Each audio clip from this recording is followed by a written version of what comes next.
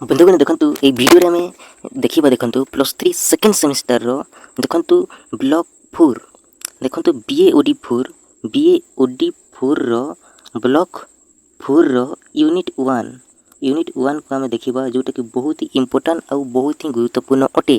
देखंतु एथिरे यूनिट 1 रे कोन रहिछि देखंतु ब्लॉक 4 रे रहिछि स्वाधीनता परवर्ती ओडिया गद्य साहित्य प्रबंध। देखंतु प्रथमे रहिछि एथिरे प्रबंध, तापरे जीवनी, तापरे आत्मजीवनी, तापरे समालोचना। तो वर्तमान आम देखा प्रबंधर किसी क्वेश्चन करवा जोटा कि बहुत ही इंपोर्टेंट और बहुत ही गुरुत्वपूर्ण अटे। आउ पेन और पेपर को यूज करेंगे जो द्वारा कि आपन को लॉन्ग क्वेश्चन भी हेल्प कर। जदि आपन को देखंतु लॉन्ग क्वेश्चन जदि ए प्रबंध रु देला किछि भी तो आपण माने ई शॉर्ट क्वेश्चन को भी मन रखिथिले आपनकर ही बेनिफिट काहे ना लॉन्ग क्वेश्चन रे एगुडा को भी मध्य आपण माने ऐड करि परिबे। तो चलंतु देरी न करी कि हम स्टार्ट करबा आज रो क्वेश्चन नंबर 1। ता पूर्व कहूची जदि चैनल को सब्सक्राइब करनांती तो एबे ही चैनल को सब्सक्राइब कर देबे। आ हमरो देखंतु टेलीग्राम चैनल को मध्य सब्सक्राइब कर देबे। वीडियो तले गोटे लिंक दे दीची। तापर देखंतु ई प्रबंध गोटे कोन गोटे एटा गोटे कला अटे। ई प्रबंध होची गोटे कला। तो देखंतु बहुत ही इंपोर्टेंट जिनस और बहुत ही गुरुत्वपूर्ण अटे। ई प्रबंध रचना एटा गोटे कला अटे। देखंतु जदि हम देखिबा एही विषय जदि हम देखिबा भाषा और रचना एथिरे कौशल होई थाए। देखंतु राजनीतिक, अर्थनीतिक, वैज्ञानिक और दार्शनिक हो नृतत्व ताऊ मनस्तत्व साहित्य हो गला, कला हो गला, संगीत ए गुड़िक विभिन्न विषय प्रबंध द्वारा रचना करा जाई थाए। तो ए संपर्क रे हम फुल डिटेल देखिबा। सबठारु इंपोर्टेंट क्वेश्चन को करबा। सबठारु मोस्ट इंपोर्टेंट क्वेश्चन नंबर 1 को जीवा वर्तमान +3 सेकंड सेमेस्टर रो देखंतु बीएओडी 4 रो देखंतु ब्लॉक 4 रो यूनिट 1 रो क्वेश्चन को स्टार्ट करबा जोटा कि देखंतु प्रबंध यूनिट रहिछि प्रबंध। तो क्वेश्चन नंबर 1 होछि देखंतु क्वेश्चन नंबर 1 होछि आजिरो देखंतु पूर्वरु साहित्य मूलतः केउथिरे सीमित थिला एवं आउ कोन देखिबाकू मिलिछि। जदि आपनको क्वेश्चन दिया जिवो ताहाले एहार सठिक उत्तर कोन हेबो देखंतु बहुत ही इंपोर्टेंट और बहुत ही गुरुत्वपूर्ण अटे। यार सटीक उत्तर हो पूर्वर साहित्य मूलतः काव्य, कविता, भजन, जड़ान आदि रे सीमित थिला। आउ देखंतु काव्य जगत रे गद्यर आविर्भाव हेबा संगे संगे प्रबंधर रूप देखिबाकू मिलिछि। तो बहुत ही इंपोर्टेंट पूर्वर साहित्य देखंतु काव्य, कविता, भजन, जड़ान, पुराण आदि रे सीमित थिला। आ काव्य जगत रे आविर्भाव हेबा संगे संगे प्रबंधर रूप देखिबाकू मिलिछि। तापर देखंतु जदि आपनको दिया जिवो क्वेश्चन जे केते बेले गद्य आत्मप्रकाश करिवार समय आसीगला बोली विचार करा जाय ताहाले एहार सठिक उत्तर कोन करिवे देखंतु काल्पनिकता सहित जेते बेले वास्तवता साहित्य रे प्राधान्य लाभ कला गद्य आत्मप्रकाश करिवार प्रकृष्ट समय आसीगला बोली विचार करा जाए। जदि आपनको क्वेश्चन दिया जिवो केते बेले गद्य आत्मप्रकाश करिवार समय आसीगला बोली विचार करा जाए ताले उत्तर कोन करिवे काल्पनिकता सहित जेते बेले वास्तवता साहित्य रे प्राधान्य लाभ कला सेते बेले गद्य आत्मप्रकाश करिवार प्रकृष्ट समय आसीगला बोली विचार करा जाए। जदि आपनको क्वेश्चन दिया जिवो जे केउ माध्यम रे गद्य लोकप्रिय होईछि ताहाले यार सठिक उत्तर कोन करिवे गल्प, उपन्यास, अनुवाद आदि माध्यम रे गद्य लोकप्रिय होईछि। तो बहुत ही इंपोर्टेंट गल्प, उपन्यास और अनुवाद। जदि आपनको क्वेश्चन दिया जिवो जे प्रबंध रे पाठक माननकु कोन आकृष्ट करिछि ताहाले यार सठिक उत्तर कोन करिवे प्रबंध रे देखंतु पाठक माननकु कोन आकृष्ट करिछि। तो जुक्ति धर्मिता सहित साहित्य रे गद्यात्मकता पाठक माननकु आकृष्ट करिछि। जुक्ति धर्मिता सहित साहित्य रे देखंतु गद्यात्मकता पाठक माननकु आकृष्ट करिछि। देखंतु तापर जदि आपनको क्वेश्चन दिया जिवो जे तुम्भ माननकु साधारण प्रश्नटी गोटे साधारण प्रश्न अटे तुमे केबे प्रबंध लिखिछ कि ताहा उल्लेख करो। तो आपण माने जेमिति भी आपण लिखि परिबे। तो देखंतु यार उत्तर देखंतु स्कूल रे शिक्षक माने प्रायतः रचना लिखिबाकू कहिथांती। परीक्षा दृष्टिकोण प्रबंध लेखा जाइए परीक्षा समय भी लेखा जाइए मानसिक पाई मध्य देखंतु प्रबंध लेखा जाइए आ परीक्षा पाई लेखा जाउथा प्रबंध गुड़िक मूल्यांकन मध्य करा जाइए। तापर देखंतु तो देखंतु जदि आपनको क्वेश्चन दिया जिवो नेक्स्ट क्वेश्चन कोन रहिछि देखंतु ଦେଖନ୍ତୁ ପ୍ରବନ୍ଧରେ ପ୍ରତିଫଳିତ କରିବାର କେଉଁ ଶୈଳୀରୁ ପ୍ରତିଯୋଗୀର ମେଧା ପରୀକ୍ଷା କରିବା ସହଜସାଧ୍ୟ ହୋଇଥାଏ। ଯଦି ଆପଣଙ୍କୁ କ୍ୱେଶ୍ଚନ୍ ଦିଆଯିବ ଯେ ପ୍ରବନ୍ଧରେ ପ୍ରତିଫଳିତ କରିବାର କେଉଁ ଶୈଳୀରୁ ପ୍ରତିଯୋଗୀର ମେଧା ପରୀକ୍ଷା କରିବା ସହଜସାଧ୍ୟ ହୋଇଥାଏ, ତାହେଲେ ଏହାର ସଠିକ୍ ଉତ୍ତର କ'ଣ ହେବ ଦେଖନ୍ତୁ, ଓଡ଼ିଶା ରାଜ୍ୟ ଲୋକସେବା ଆୟୋଗ ହେଉ ଅଥବା କେନ୍ଦ୍ରୀୟ ଲୋକସେବା ଆୟୋଗ ହେଉ, ଏଗୁଡ଼ିକର ପରୀକ୍ଷାରେ ଦେଖନ୍ତୁ ପରୀକ୍ଷାର୍ଥୀମାନଙ୍କ ନିମନ୍ତେ ସେହିଭଳି ପ୍ରବନ୍ଧ ଲିଖନ ନିମନ୍ତେ ପ୍ରଶ୍ନ ଦିଆଯାଇଥାଏ, ଯେଉଁଥିରୁ ପ୍ରବନ୍ଧରେ ପ୍ରତିଫଳିତ ଚିନ୍ତା, ଚେତନା, ଯୁକ୍ତି, ପ୍ରତିଯୁକ୍ତିର କ୍ରମ ଆଉ ଯୁକ୍ତି ସାବ୍ୟସ୍ତ କରିବାର ଶୈଳୀ ଦୃଷ୍ଟିରୁ ପ୍ରତିଯୋଗୀର ମେଧା ପରୀକ୍ଷା କରିବା ସହଜସାଧ୍ୟ ହୋଇଥାଏ। ତ ଦେଖନ୍ତୁ ଯେକୌଣସି ବି ପରୀକ୍ଷାରେ ଦେଖନ୍ତୁ ପ୍ରବନ୍ଧ ଲିଖନ ହୋଇଥାଏ। ତ ଏହି ପ୍ରବନ୍ଧ ଲିଖନ ଦ୍ୱାରା ଦେଖନ୍ତୁ ଏହି ପ୍ରବନ୍ଧରେ ପ୍ରତିଫଳିତ ଚିନ୍ତା, ଚେତନା, ଯୁକ୍ତି, ପ୍ରତିଯୁକ୍ତି କ୍ରମ, ଯୁକ୍ତି ସାବ୍ୟସ୍ତ କରିବାର ଶୈଳୀ ଏଥିରୁ ଧୀରେ ଧୀରେ ବଢ଼ିଥାଏ ଆଉ ସହଜସାଧ୍ୟ ହୋଇଥାଏ ପ୍ରତିଯୋଗୀର ମେଧା ପରୀକ୍ଷା ଦ୍ୱାରା କରାଯାଇଥାଏ ପ୍ରବନ୍ଧ ଗୁଡ଼ିକ। ତ ଯଦି ଆପଣଙ୍କୁ କ୍ୱେଶ୍ଚନ୍ ଦିଆଯିବ ଯେ କେଉଁ ତିନୋଟି ବିଷୟ ଉପରେ ଗୁରୁତ୍ୱ ଦେଲେ ପ୍ରବନ୍ଧ ଉପସ୍ଥାପନା ଠିକ୍ ରହିଥାଏ, ତ କେଉଁ ତିନୋଟି ବିଷୟ ଉପରେ ଗୁରୁତ୍ୱ ଦେଲେ ପ୍ରବନ୍ଧ ଠିକ୍ ରହିଥାଏ ଯଦି ଆପଣଙ୍କୁ କ୍ୱେଶ୍ଚନ୍ ଦିଆଯିବ, ତାହେଲେ ଏହାର ସଠିକ୍ ଉତ୍ତର କ'ଣ କରିବେ? ତ ପ୍ରବନ୍ଧ ରଚନା ସମୟରେ ଯେଉଁ ସବୁ ବିଷୟ ଉପରେ ଗୁରୁତ୍ୱ ଦେବା କଥା ସେଗୁଡ଼ିକ କ'ଣ କ'ଣ ସବୁଠାରୁ ଇମ୍ପୋର୍ଟାଣ୍ଟ ଜିନିଷ ଦେଖନ୍ତୁ। ଗୋଟିଏ ହେଉଛି ପ୍ରବନ୍ଧ ରଚନା ପଛରେ କ'ଣ ସବୁ କାରଣ ରହିଥାଏ, ଏଇଟା ଦେଖନ୍ତୁ ଏହା ଉପରେ ବି ଗୁରୁତ୍ୱ ଦେବା ଦରକାର ଯେ ପ୍ରବନ୍ଧ ରଚନା ପଛରେ କ'ଣ ସବୁ କାରଣ ରହିଛି। ଆଉ ପ୍ରବନ୍ଧ ଦେଖନ୍ତୁ ଉତ୍ତମ ପ୍ରବନ୍ଧ ରଚନାର ଗୁଣ ଆଉ ଉତ୍ତମ ପ୍ରବନ୍ଧ ରଚନାର କୌଶଳ ଉପରେ ମଧ୍ୟ ଗୁରୁତ୍ୱ ଦେବା ଦରକାର। ଏହି ତିନୋଟି ବିଷୟ ଉପରେ ଦେଖନ୍ତୁ ପ୍ରବନ୍ଧ ରଚନାର ପଛରେ କ'ଣ ସବୁ କାରଣ ରହିଛି ଆଉ ଉତ୍ତମ ପ୍ରବନ୍ଧ ରଚନାର ଗୁଣ, ଉତ୍ତମ ପ୍ରବନ୍ଧ ରଚନାର କୌଶଳ, ଏହି ତିନୋଟି ବିଷୟ ଉପରେ ଗୁରୁତ୍ୱ ଦେଲେ ପ୍ରବନ୍ଧ ଉପସ୍ଥାପନା ଠିକ୍ ରହିଥାଏ। ଯଦି ଆମେ ଦେଖିବା କାହିଁକି ଆଉ କ'ଣ ଆଉ କିପରି ବିଷୟଟିକୁ ଦେଖନ୍ତୁ ଉପସ୍ଥାପନା କରିହେବ, ଏ ତିନୋଟି ବିଷୟ ଉପରେ ଧ୍ୟାନ ଦେବା ନିହାତି ଆବଶ୍ୟକ। ଯଦି ଆମେ ଦେଖିବା ଗଭୀର ଚିନ୍ତନ, ଉପସ୍ଥିତ ବୁଦ୍ଧି, ଉତ୍ତମ ସାମାଜିକ ଜ୍ଞାନ, ବିଚଳିତ ଚିନ୍ତାଧାରା, ଚିନ୍ତା ମଧ୍ୟରେ ସମନ୍ୱୟ ତଥା ସମୟ ସଚେତନତା ରହିଲେ ଉନ୍ନତର ପ୍ରବନ୍ଧଟି ରଚନା କରାଯିବା ସମ୍ଭବ ହୋଇଥାଏ। ଯଦି ଆପଣଙ୍କୁ କ୍ୱେଶ୍ଚନ୍ ଦିଆଯିବ କ୍ୱେଶ୍ଚନ୍ ନମ୍ବର 8 ଦେଖନ୍ତୁ, କ୍ୱେଶ୍ଚନ୍ ନମ୍ବର 8 ପଚାରିଛି ଯେ ପ୍ରବନ୍ଧର କେଉଁ କ୍ଷେତ୍ରରେ ପ୍ରାସଙ୍ଗିକତା ରକ୍ଷା କରିବା ଖୁବ୍ ଗୁରୁତ୍ୱପୂର୍ଣ୍ଣ, ତାହେଲେ ଏହାର ସଠିକ୍ ଉତ୍ତର କ'ଣ ହେବ ଦେଖନ୍ତୁ, କୌଣସି ସମସ୍ୟା ସମ୍ପର୍କରେ ପ୍ରବନ୍ଧ ରଚନା କରି ବସିଲା ବେଳେ ବିଭିନ୍ନ ପ୍ରାବନ୍ଧିକ ମନରେ ଭିନ୍ନ ଭିନ୍ନ ଯୁକ୍ତି ଉଦ୍ରେକ ହେବା ସାଧାରଣ କଥା, କିନ୍ତୁ କେଉଁ ତଥ୍ୟ କେଉଁ ଯୁକ୍ତି ସବୁଠାରୁ ଅଧିକ ପ୍ରାସଙ୍ଗିକ ଆଉ ଯୁକ୍ତିସଙ୍ଗତ ତାକୁ ସ୍ଥିର କରି ବସିଲା ବେଳେ ପ୍ରବନ୍ଧ ମଧ୍ୟରେ ତାରତମ୍ୟ ଆସିଥାଏ। ଏ କ୍ଷେତ୍ରରେ ପ୍ରାସଙ୍ଗିକତା ରକ୍ଷା କରିବା ବହୁତ ହିଁ ଗୁରୁତ୍ୱପୂର୍ଣ୍ଣ। ତାପରେ ଦେଖନ୍ତୁ ଯଦି ଆପଣଙ୍କୁ କ୍ୱେଶ୍ଚନ୍ ଦିଆଯିବ ଯେ ସମସ୍ୟାମୂଳକ ପ୍ରବନ୍ଧରେ ସମସ୍ୟାର କେଉଁ ସମୟରେ ତା'ର ପ୍ରାସଙ୍ଗିକତା ଏସବୁ ସହିତ ତଥ୍ୟ ଆଉ ସୂଚନା ଗୁଡ଼ିକୁ ଠିକ୍ ଭାବରେ ଉପସ୍ଥାପନା କରିବା ଖୁବ୍ ଜରୁରୀ। ତ ସମସ୍ୟାମୂଳକ ପ୍ରବନ୍ଧରେ ଯଦି ଆମେ ଦେଖିବା ସମସ୍ୟାର ବ୍ୟାପକତା, ଐତିହାସିକତା ଆଉ ବର୍ତ୍ତମାନ ସମୟରେ ତାରତମ୍ୟ ଦେଖନ୍ତୁ ତା'ର ପ୍ରାସଙ୍ଗିକତା ଆଉ ଏସବୁ ସହିତ ତଥ୍ୟ ସୂଚନା ଗୁଡ଼ିକୁ ଠିକ୍ ଭାବରେ ଉପସ୍ଥାପନ କରିବା ବହୁତ ହିଁ ଜରୁରୀ ଅଟେ।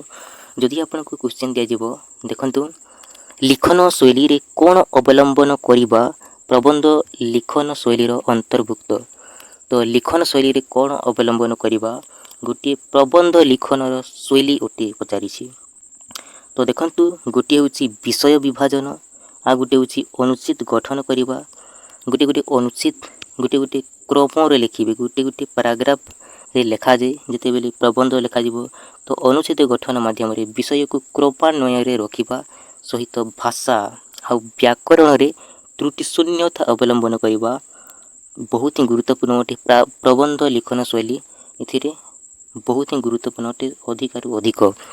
ଯଦି ଆପଣଙ୍କୁ କ୍ୱେଶ୍ଚନ୍ ଦିଆଯିବ ଯେ ଉତ୍ତମ ପ୍ରବନ୍ଧର 10ଟି ଗୁଣ କ'ଣ କ'ଣ ଲେଖ, ଯଦି ଆପଣଙ୍କୁ କ୍ୱେଶ୍ଚନ୍ ଦିଆଯିବ ତାହେଲେ ଏହାର ସଠିକ୍ ଉତ୍ତର କ'ଣ ହେବ ଦେଖନ୍ତୁ, ଉତ୍ତମ ପ୍ରବନ୍ଧର 10ଟି ଗୁଣ ହେଉଛି प्रथम होउची विश्लेषणात्मकता, 2 नंबर होउची प्रासंगिकता, आउ देखंतु 3 नंबर होउची सारांश धर्मिता, तापर रहिछि निर्दिष्टता, तापर निर्दिष्ट चेतना, तापर निर्दिष्ट चेतना धर्मी, तापर संक्षिप्तता, तापर सुसंगठितता, तापर संपूर्णता, तापर ग्रहण योग्यता, तापर मौलिकता, ये सब उत्तम प्रबंधर 10टी गुण अटे। देखंतु जदि भी आपनकु लेखिया पई पड़िबो प्रबंध तो संक्षिप्त थिबा दरकार, आउ सारांश धर्मिता भी थिबा दरकार। अधिकारु दीर्घ बहुत ही अधिका लिखिबार किछि नीड नाही, सबु जिनस संक्षिप्त आकार रे लिखिबा दरकार। सबुठारु इम्पोर्टेंट जिनिस को, तो इम्पोर्टेंट जिनिस को लिखा जाइथे। तो देखंतु जदि आपनको क्वेश्चन दिया जिवो जे जुक्ति को प्रबंधर डैश बोली कुहाजे, माने कौन कुहा जाइथे बोली पचारिछि। तो जदि आपनको क्वेश्चन दिया जिवो ताले यार उत्तर हे जिवो प्राण हे जिवो यार सठिक उत्तर। तापरे नेक्स्ट परवर्ती क्वेश्चन देखंतु प्रबंधर अन्यतम लक्षण कौन आउ देखंतु कौन न हेले प्रबंध दुर्बल हो जाए। जदि आपनको क्वेश्चन दिया जिवो ताहले यार सठिक उत्तर कौन हेबो देखंतु विषय प्रासंगिकता प्रबंधर अन्यतम लक्षण। एइथिपाई प्रत्येक अनुच्छेद सही अनुसार विभाजित हेबा आवश्यक। जुक्ति देखंतु जुक्ति प्रासंगन देखंतु जुक्ति प्रासंगक देखंतु जुक्ति प्रासंगन हेले देखंतु प्रबंध दुर्बल हो जाए। जदि जुक्ति प्रासंगक जदि न हेबो ताहले कोन हो जिवो दुर्बल हो जिवो। तो जदि बहुत ही इम्पोर्टेंट जिनिस ए प्रासंगिकता होची प्रबंधर अन्यतम लक्षण। आ जुक्ति जदि प्रासंगिक जदि न हेबो जुक्ति जदि प्रासंगिक न हेबो ताहेले कोन हो जिवो प्रबंधटी दुर्बल हो जिवो। तो सब बेले जुक्ति प्रासंगिक हेबा निहाती आवश्यक।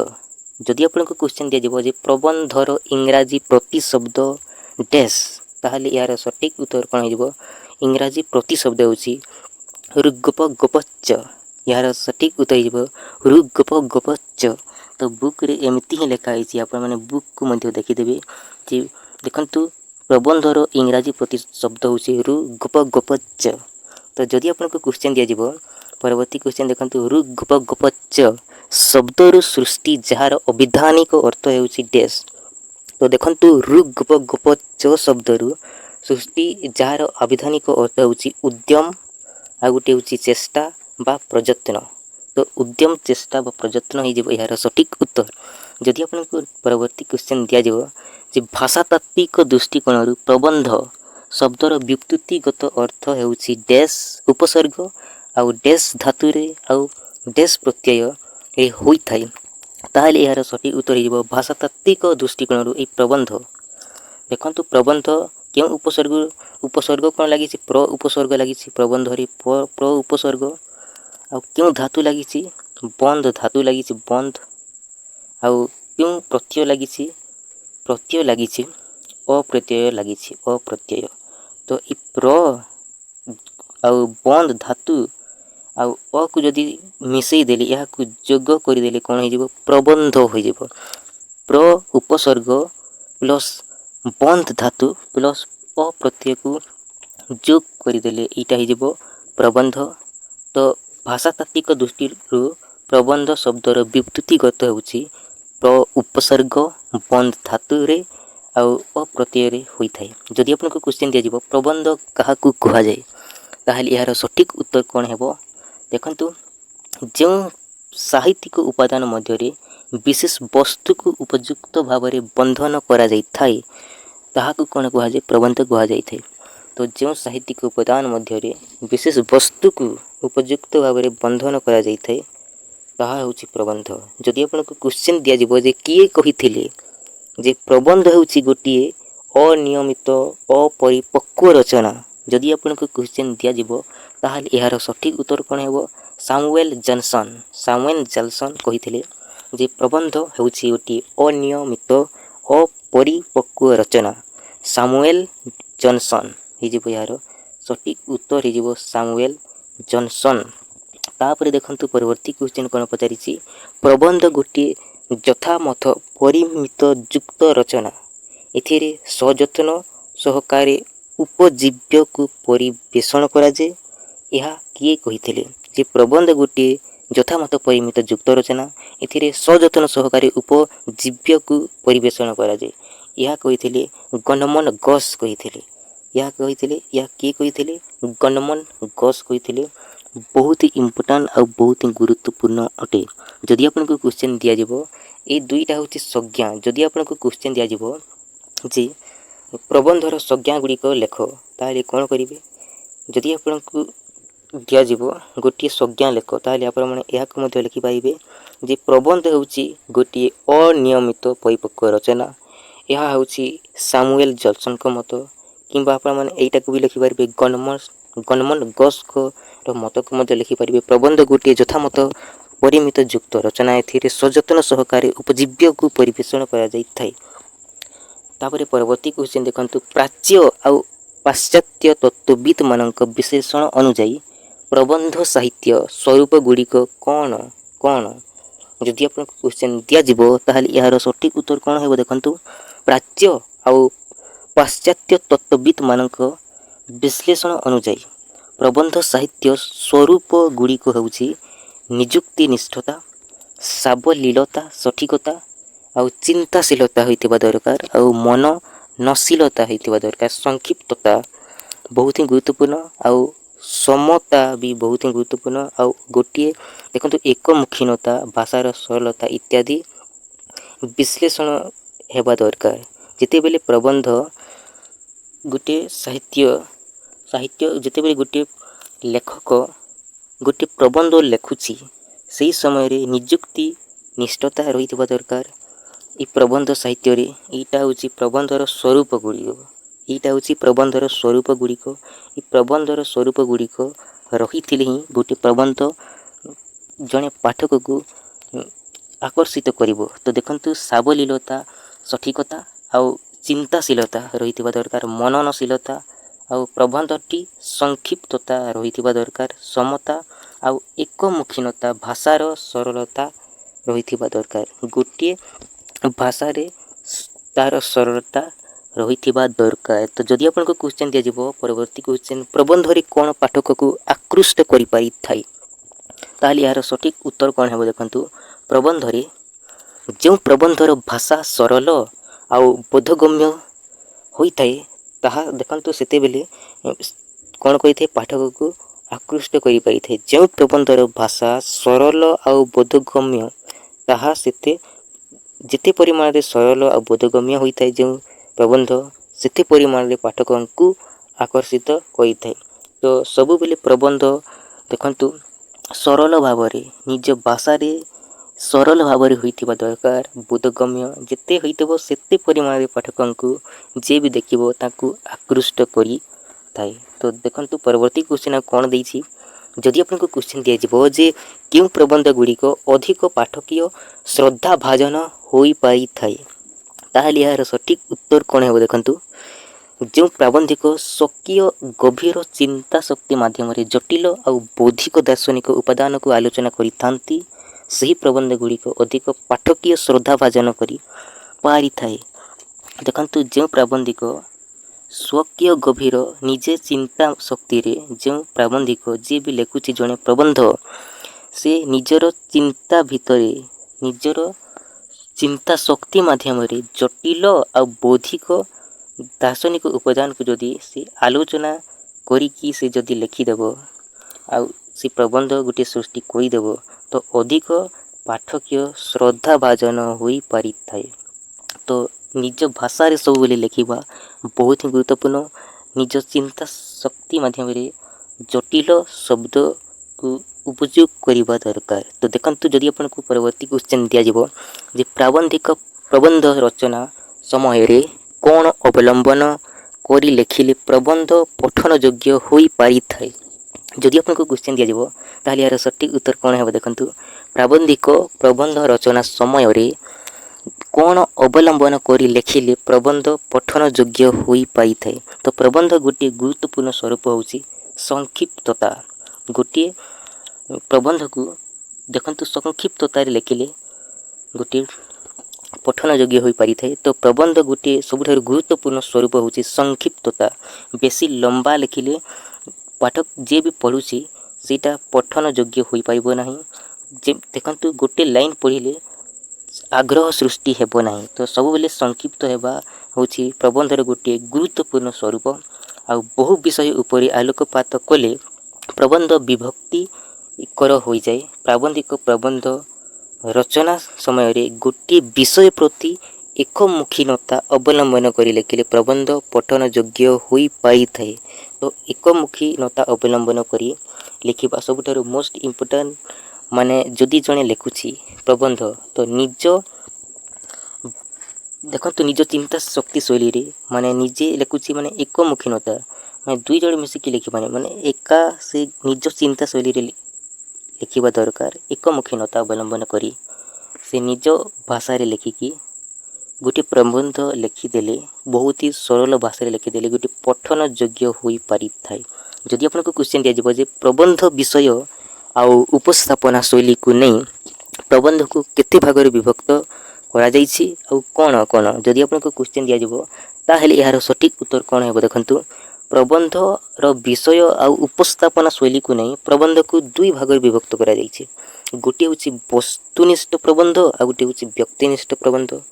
वस्तुनिष्ठ प्रबंध को तन्मय प्रबंध मध्य कहा जाए आउ व्यक्तिनिष्ठ प्रबंध को मनमय प्रबंध मध्य कहा जाए।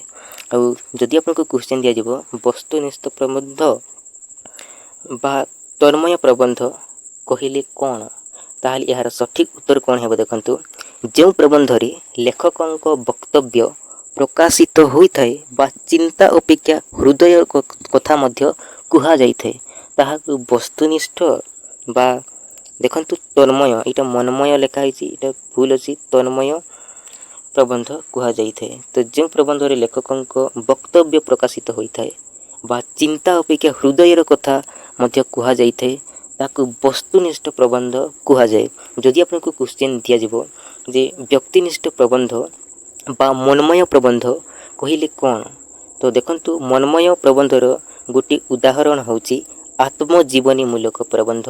तो एटा गोटे बहुत ही गुरुत्वपूर्ण अटे। देखंतु व्यक्तिनिष्ठ प्रबंध जदि हम देखिबा व्यक्तिनिष्ठ प्रबंध जदि हम देखिबा देखंतु व्यक्तिनिष्ठ प्रबंध रे शिल्प दृष्टि गभीर विश्लेषण उन्नत आउ बौद्धिक हेले भी एहार शैली रे गोटे प्रवाहमान रही थाए माने एटा आग को बढ़ी थाए। एथिरे शिल्प दृष्टि गभीर विश्लेषण उन्नत हेले जदि विश्लेषण अधिकारु अधिक हेबो किंबा बौद्धिक भी हेले एथिरे अधिकारु गतिशील होई थाए। एही प्रबंधटी व्यक्तिनिष्ठ प्रबंधटी आउ एपरि प्रबंध रे विषय विश्लेषण अपेक्षा देखंतु प्राबंधिकक जीवनर एकांत व्यक्तिगत अनुभूत तथा जदि आम देखिबा लघु कल्पना जनित रसा भावावेग पाठकक हृदय को आच्छन्न करिथाई व्यक्तिनिष्ठ प्रबंध रे। तो व्यक्तिनिष्ठ प्रबंधर गोटे उदाहरण होउछि आत्मजीवनी मूलक प्रबंध। तो जदि आपनको क्वेश्चन दिया जिवो जे व्यक्तिनिष्ठ प्रबंधर गोटे उदाहरण दियो तो यार उदाहरण हो जिवो आत्मजीवनी मूलक प्रबंध होउछि व्यक्तिनिष्ठ बा मनमय प्रबंधर उदाहरण। जदि आपनको क्वेश्चन दिया जिवो जे वस्तुनिष्ठ प्रबंध केते भाग रे विभक्त आउ कोन कोन तो वस्तुनिष्ठ प्रबंध बहुत सारा रहिछि। तो वस्तुनिष्ठ प्रबंध होउछि व्यापक यहाँ को मध्य केते भाग रे विभक्त करा जाइछि।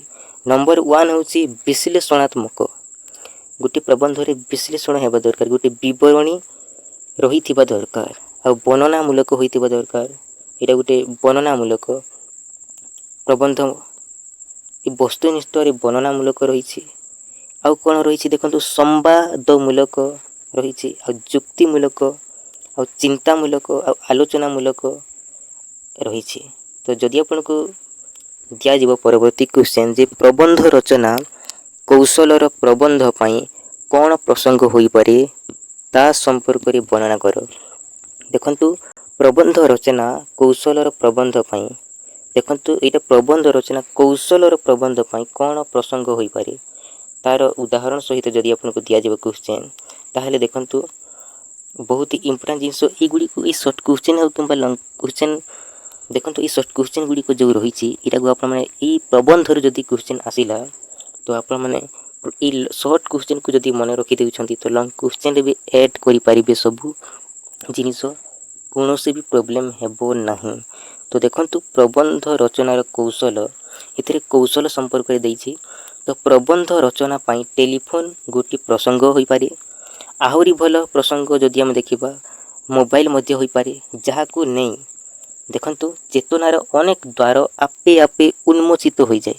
मोबाइल रो उद्भावक तार व्यवहार कौशल व्यवहार रो विभिन्न दिग आदि को नहीं कि अनेक चिंता करा जाई पारे। आउ ता मध्य रे मध्य प्रबंध गोटी लेखा जाई पारिबो। आउ देखंतु जेते जेते प्रसंगटी चिंता करा जिवो सेतिकी सेतिकी नूतन मार्ग उन्मोचित होई चलीथिबो।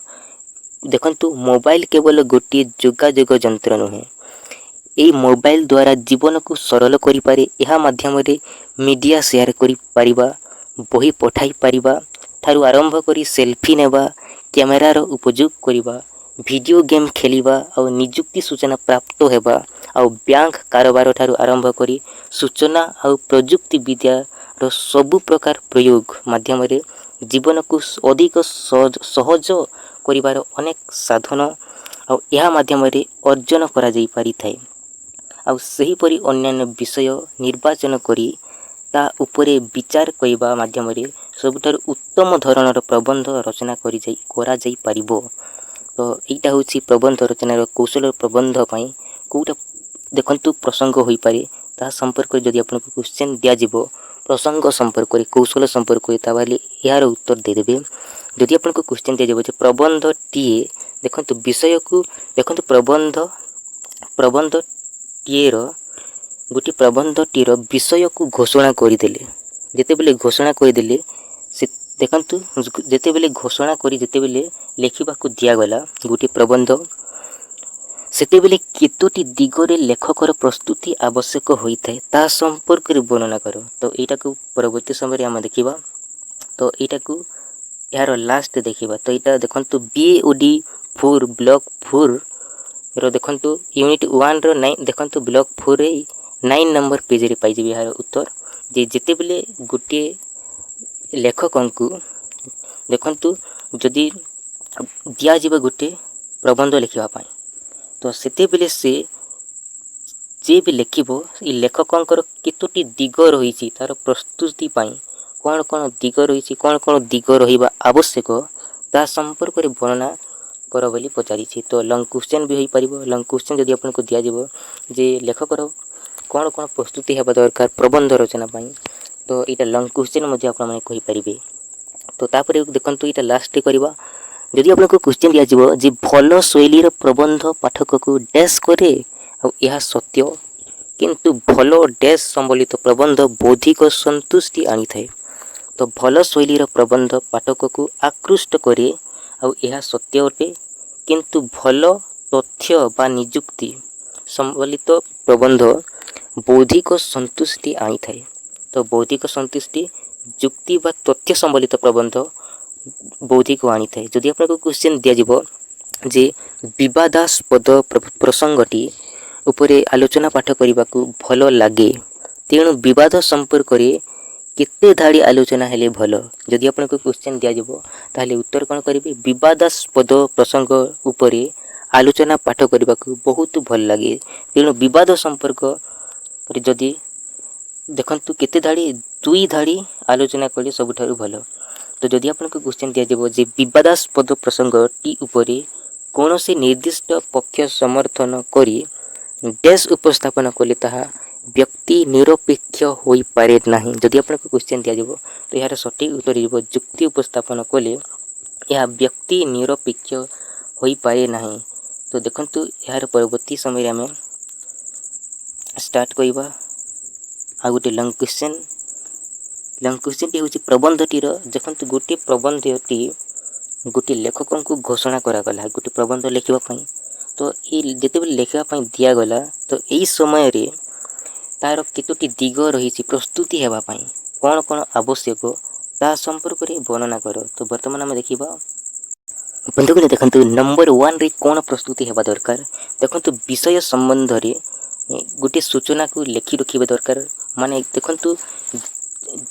देखंतु गोटे प्रबंधर टॉपिक को तार टॉपिक कौन तार सूचना कौन ताको लिखि रखिबा दरकार आ केउ जगारू सूचनाटी उपलब्ध हैला ताहा मध्य लिखि रखिबा दरकार आ निज मत आ निरुद्धाचरण करुथिबा मतटीकू निश्चित पाठ करिबा दरकार और लिखि रखिबा दरकार निज मत आपणकर मत कौन रही निज भाषा रे आ द्वारा निजर मतटी काहीकि अधिक आग्रह होई पाइबो से संपर्क रे निजर जुक्ति उपस्थापन करिबा आवश्यक आ जदि आपनको आ देखंतु आ कोन रही सबुठारु इम्पोर्टेंट समान विषय रे रचित प्रबंध गुडी को भल भाव रे पाठ करी तार विश्लेषण कौशल को ध्यान दियंतु माने सबुठारु इम्पोर्टेंट जिनिस कोटा अछि ता उपरे गुरुत्व देवा आवश्यक आ सेथिरु जदि कोनसे विषय अधिक रुचिकर ताकू ता उपरे अधिक ध्यान देवा आवश्यक जेतेबेले प्रबंध